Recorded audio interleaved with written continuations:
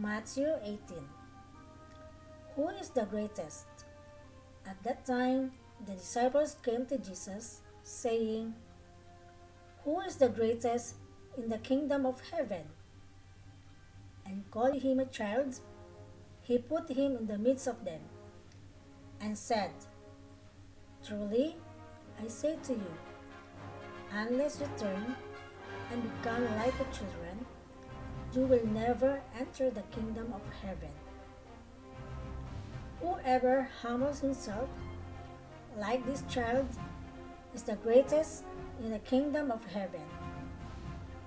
Whoever receives one such child in my name receives me. But whoever causes one of these little ones who believe in me to sin, it would be better for him to have a great millstone fastened around his neck and to be drowned in the depth of the sea.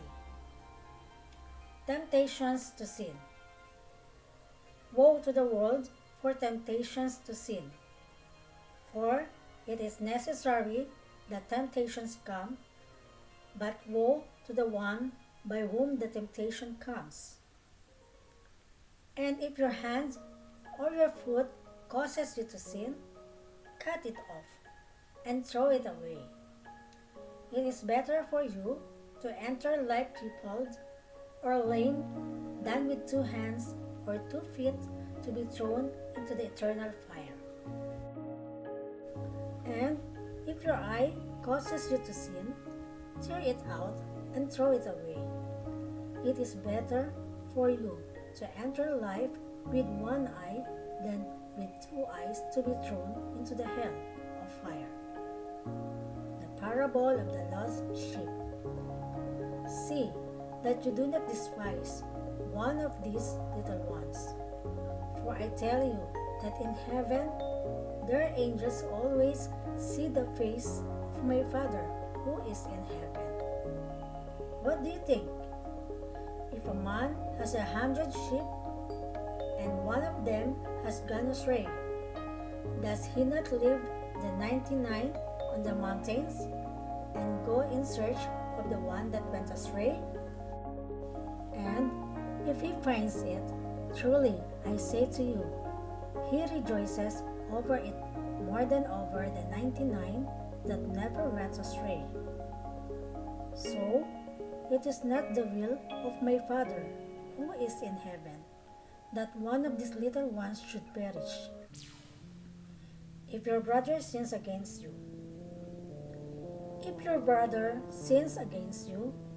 go and tell him his fault between you and him alone. If he listens to you, you have gained your brother. But if he does not listen, take 1 or 2 others along with you, that every charge may be established by the evidence of 2 or 3 witnesses. If he refuses to listen to them, tell it to the church. And if he refuses to listen even to the church, let him be to you as a Gentile and a tax collector.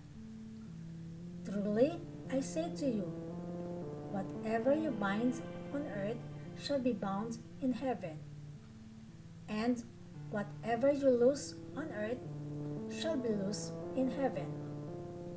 Again, I say to you, if 2 of you agree on earth about anything they ask, it will be done for them by my Father in heaven. For where 2 or 3 are gathered in my name, there am I among them. The parable of the unforgiving servant.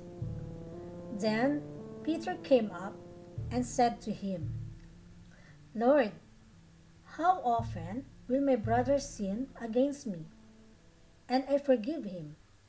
As many as 7 times? Jesus said to him, I do not say to you 7 times, but 77 times. Therefore, the kingdom of heaven may be compared to a king who wished to settle accounts with his servants. When he began to settle, one was brought to him who owed him 10,000 talents.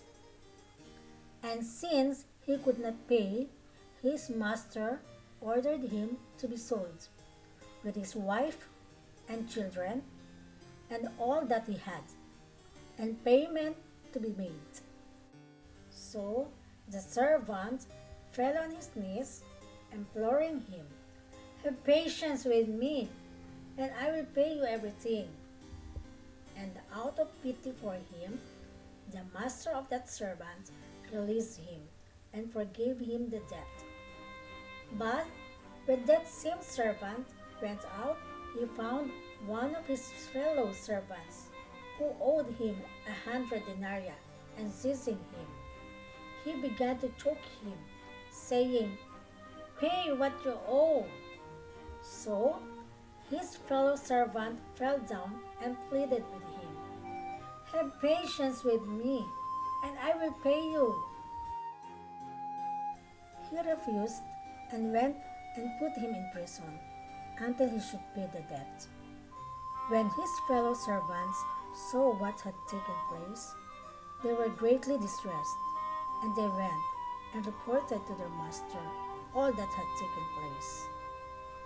Then his master summoned him and said to him, "You wicked servant, I forgive you all that debt because you pleaded with me.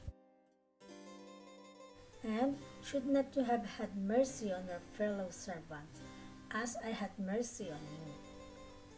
And in anger his master delivered him to jailers until he should pay all his debts. So also my heavenly Father will do to every one of you, if you do not forgive your brother from your heart.